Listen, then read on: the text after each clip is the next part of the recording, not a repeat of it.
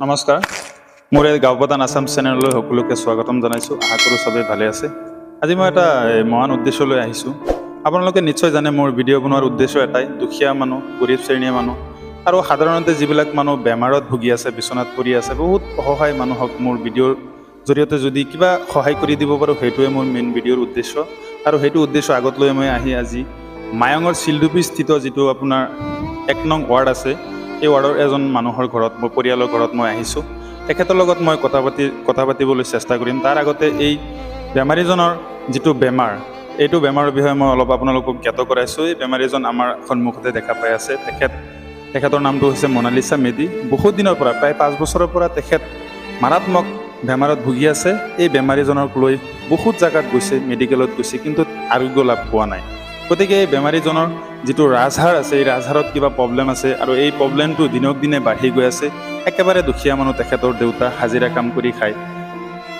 উন্নত চিকিৎসাৰ কাৰণে হয়তো ছোৱালীজনক বাহিৰলৈ নিব পৰা নাই। গতিকে আমি যিবিলাক সদায় ব্যক্তি আছে, যদি এই পৰিয়ালটোক কিবা সকাহ দিয়ে তেতিয়াহ'লে নিশ্চয় উপকৃত হ'ব।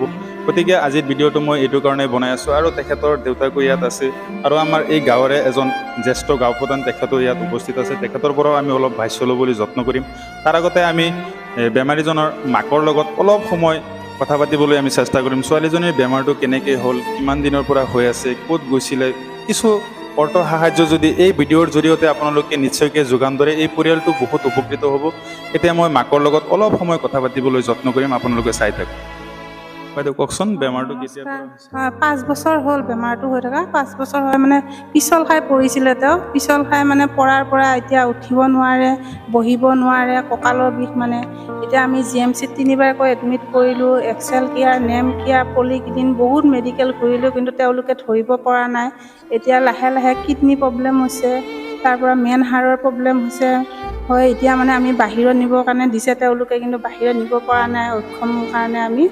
এতিয়া মানে যদি অকণমান ৰাইজৰ পৰা সহায় পাওঁ বা আমাৰ বিধায়ক মহোদয়ৰ পৰা অলপ সহায় পাওঁ, সেইটো কাৰণে মই অনুৰোধ কৰিছোঁ আৰু তেওঁ মানে সুস্থ হৈ উঠিব আৰু ৰাইজক আহ্বান জনাইছোঁ মই।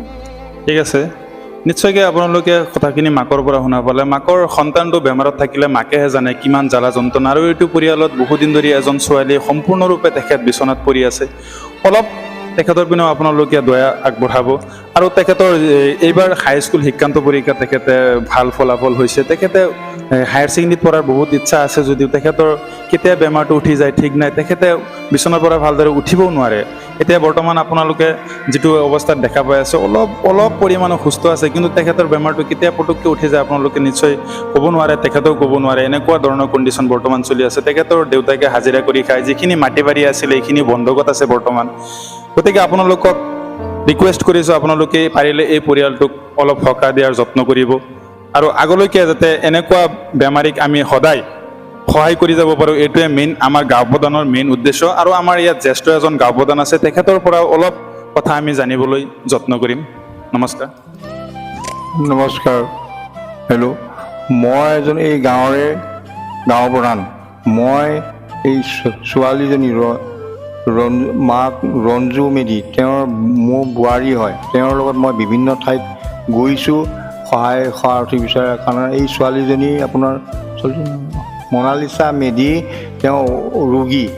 তেওঁক মানে এই দিন হাজিৰা কৰা পৰিয়ালটোৱে, গিৰিধৰ মেধি বাপেক, তেওঁ মানে দিন হাজিৰা নকৰিলে চৰু খাটি হয়। তেওঁ মানে বহুত নাৰ্ছিং হোমত চিকিৎসা কৰিও এতিয়ালৈ আৰোগ্য পোৱা নাই। ছোৱালীজনী পঢ়া শুনাত বেষ্ট ভালে আছে। এইবাৰ 2nd ডিভিজন পাছ কৰিছে মেট্ৰিকত, কিন্তু তেওঁ এতিয়া হায়াৰ ছেকেণ্ডেৰী পঢ়িব লাগে। অসুখটো হোৱাৰ কাৰণে তেওঁ বৰ চিন্তিত হৈছে, কেতিয়া কি অৱস্থা হয় ঠিক নাই।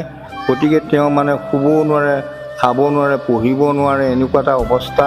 গতিকে আপোনালোকৰ জৰিয়তে যে দুখীয়া পৰিয়ালটোৱে যাতে সকাহ পায়, সেইবাবে আমি গাঁও প্ৰধান হিচাপে আমি আপোনালোকক সৰুৰে অনুৰোধ জনাওঁ, এই দুখীয়া পৰিয়ালটোলৈ যিগৰাকী ছোৱালী যুৱতী ৰোগীয়া হৈ আছে, এই ৰোগীয়া পৰিয়ালটোলৈ এটা অৰ্থ সাহায্য দিলে আমি নথৈ আনন্দিত হ'ম। আমাৰ উদ্দেশ্য হ'ল, আমি গাঁও প্ৰধান হিচাপে দুখীয়া মানুহক পুতৌ কৰাটোৱে আমাৰ ধৰ্মীয়। আমি নোৱাৰিলেও খা খবৰ লৈছোঁ, সেইটো কাৰণে আপোনালোকক ধন্যবাদ জনাইছোঁ। আপুনি যিমানখিনি কথা কৈছে খুব গুৰুত্বপূৰ্ণ কথা। গতিকে আপোনালোকে নিশ্চয়কৈ গম পাই গৈছে, এতিয়া আৰু ক'বলগীয়া কথা নাই। এতিয়া মই আহিছোঁ, এইটো বস্তু মই ফেচবুকৰ জৰিয়তে পাইছিলোঁ। এই পৰিয়ালটোক অলপ সকাহ দিয়াৰ যত্নৰে মোৰ ফালৰ পৰা তেখেতক অলপ সকাহ দিয়াৰ মই চেষ্টা কৰিছোঁ।